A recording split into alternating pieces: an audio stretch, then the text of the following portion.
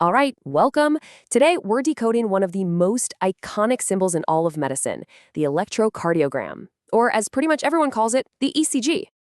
You've definitely seen this pulsing line before, right? In movies, on TV, usually with that steady beeping sound. But it's not just some random squiggle. It's a language. It's the language of your heart's electricity. And in this explainer, we're going to learn how to read it. So, first things first, where does this signal even come from? To find out, we have to go deep inside the heart and take a look at its incredible, self-contained power source, its electrical engine. And here's the key idea, the part that's kind of mind-blowing. Your heart doesn't just mechanically pump blood. It actually generates its own tiny electrical spark to kick off every single beat. And that electricity, that is exactly what the ECG machine is listening for. This electrical spark travels through a really specialized wiring system, almost like a circuit board in your chest. It's made up of these key components you can see right here: the SA node, the AV node, the bundle of His, and the Purkinje fibers. All of them together form the conduction system that directs the whole show. So let's trace this journey step by step. It all begins with this sinoatrial, or SA node. This little guy is the boss. It's located in the upper right chamber, the right atrium, and it acts as the heart's natural pacemaker. It just spontaneously fires off an impulse, setting the rhythm for the entire heart. Now that impulse doesn't just stay put. It spreads like a wave across the two upper chambers, the right and left atria. This wave is called depolarization, which I know sounds super technical, but really it's just a fancy way of saying the heart muscle is being electrically activated, telling it to contract and squeeze blood downwards. Next up, the signal hits the atrioventricular, or AV node. Think of this node as a traffic light. It intentionally slows the signal down for just a fraction of a second. And this little pause is absolutely vital. It gives the ventricles, those big lower chambers, enough time to completely fill with blood before they get the signal to contract. Once that light turns green, the signal travels down a central pathway called the bundle of His. This is the main electrical highway, the only bridge connecting the upper and lower chambers, making sure the signal gets exactly where it needs to go next. From the bundle of His, the signal splits into the right and left bundle branches. These then feed into an amazing network of Purkinje fibers that spread all throughout the ventricle walls. This entire network is designed for one thing: speed. It makes sure both of those massive ventricles get the message at almost the exact same instant. And this all leads to the grand finale. That super fast signal causes the ventricles to depolarize, creating a powerful, coordinated squeeze that starts at the bottom, or the apex, and moves upwards. This is the main event, the powerful pump that sends fresh, oxygenated blood out to the entire body.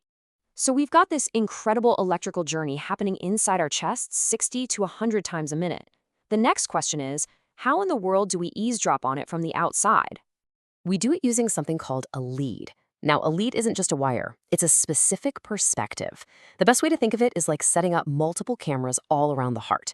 Each camera, or lead, gives you a unique angle on that electrical wave as it travels through the heart muscle. To get a full 3D picture, a standard ECG uses 12 of these leads. They're set up in two main groups. The limb leads, which we often visualize with something called Einthoven's triangle, give us a view from the front. Then, the chest leads give us a horizontal or cross-sectional view. You put them all together, and you create a complete electrical map of the heart. Okay, it is time for the payoff. We've seen the electrical journey inside the heart, and we know how we capture it. Now, let's finally connect those events to the actual squiggles on the ECG paper. First, a quick look at our canvas here. The ECG grid is completely standardized. The horizontal axis measures time. Each of those tiny little squares is just 0.04 of a second. The vertical axis measures electrical voltage. This standardization is what lets doctors anywhere in the world read an ECG in exactly the same way. Okay, here we go. Remember that first electrical wave spreading across the atria? As it moves, the ECG machine draws this, the very first small, rounded bump. We call it the P wave. The key takeaway here, when you see a P wave, you know the atria are contracted. Next up is that massive, rapid-fire electrical activation of the ventricles. Because the ventricles have so much more muscle than the atria, they generate a much, much larger electrical signal. And that creates this huge, sharp spike on the ECG, the QRS complex. This is the main pump in action. After every contraction, the muscle has to electrically reset for the next beat. It has to recharge. This recovery phase is called repolarization. As the ventricles repolarize, they produce this final, broader bump called the T wave. So just think of it as the ventricles recharging their batteries. So let's just quickly put that all together. The P wave is the atria contracting. The big QRS complex is the ventricles contracting. And the T wave is the ventricles resetting. P, QRS, T. Atria, ventricles, reset. It's the whole story of one complete heartbeat told in 3 parts. So why do we go to all this trouble? Because understanding this simple pattern gives doctors a non-invasive but incredibly powerful window into the health of the heart. By analyzing the shape, the size, and the timing of these waves, doctors can get a huge amount of information. They can instantly see if the heart is beating too fast, too slow, or just irregularly. They can pinpoint where an electrical block might be. And crucially, they can identify the telltale signs of a heart attack, often as it's happening. It is an absolutely indispensable diagnostic tool. And it all just comes from listening to the tiny electrical whispers of a beating heart. From the pacemaker's spark to the ventricle's powerful surge, the ECG translates that invisible energy into a story of health, rhythm, and life itself. It makes you wonder, what other secrets is our body's electricity just waiting to tell us?